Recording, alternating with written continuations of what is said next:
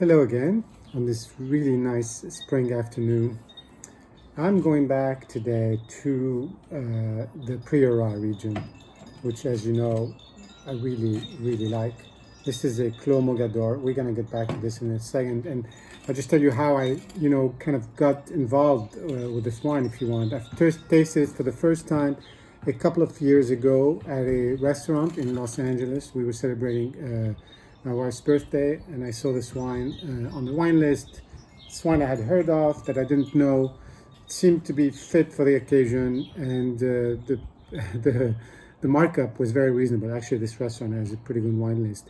So we figured, hey, we try it. And also the name to us, anyway, meant something because Mogador, I don't know if you know that, is the actually ancient name of the town, of the city of Essaouira in Morocco on the Atlantic coast, which still has beautiful fortifications and ancient walls around the city, and wears a good amount of some of the spectacular scenes on the walls in Game of Thrones were filmed. One of them including this circle in the wall that's really famous. I mean, you can go look that up, you'll see. So anyway, lots of anecdotes here. We had been there a few years prior, really liked the place.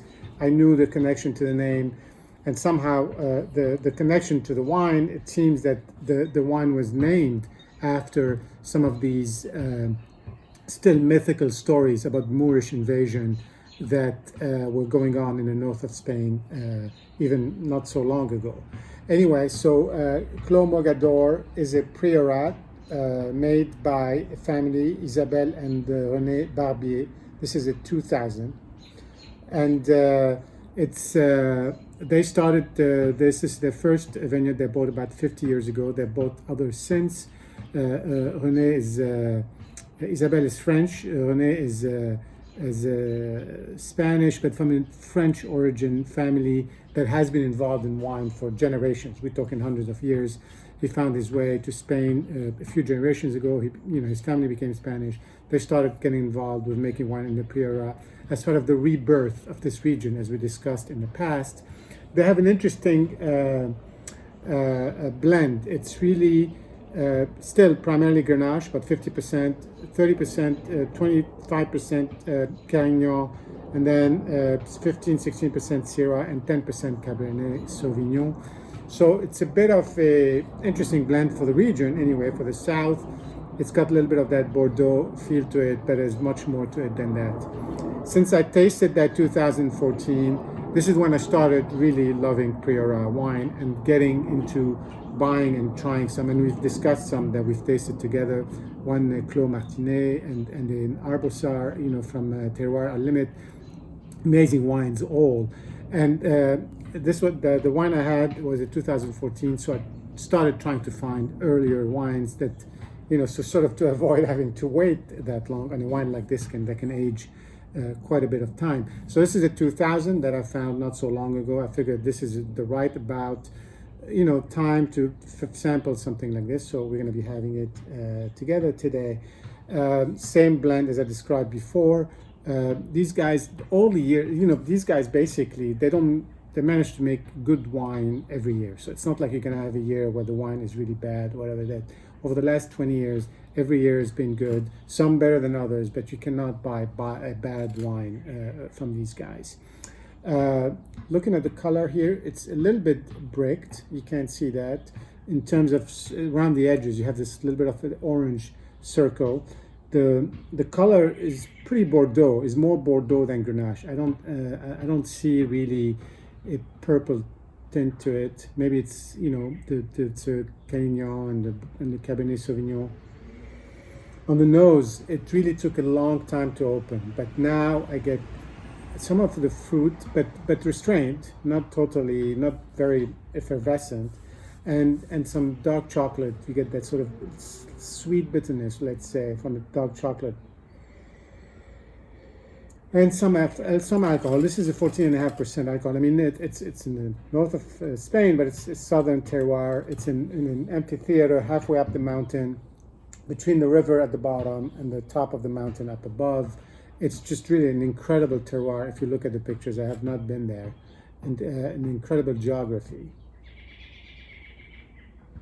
And then they've since developed into making other wines. They have the Magnetes, which is 100% Carignan. They have a Spectacle, which is 100% Grenache. And they're all really very high quality, fine wines. And they have some starter wines, let's say, like Comme 2 and some other joint ventures with Mas Martinet, which is another famous maker. And Hani is going to be posting a video on this not too in very, very soon.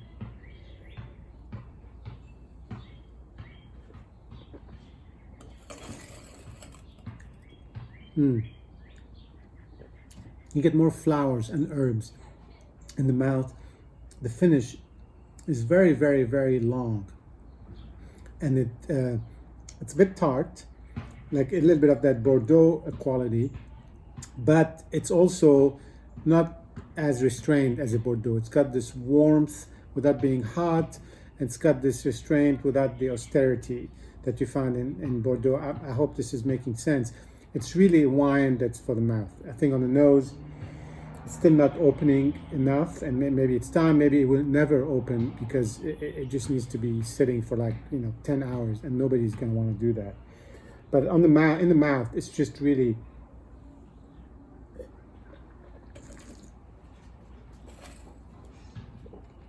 fills the mouth. It stays long on the finish.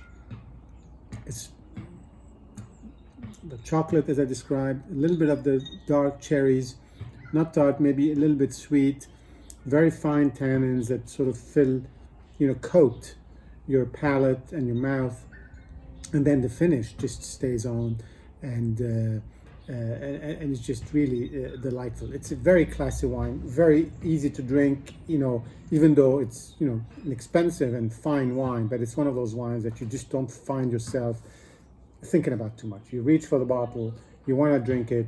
You can drink it right away, like we did at the restaurant with pop and pour, and it was really good.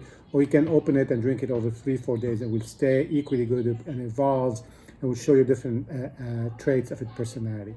Anyway, cheers, and we'll see you soon. Next time, I think we're going to be in a different locale. So I'll see you then. Thanks.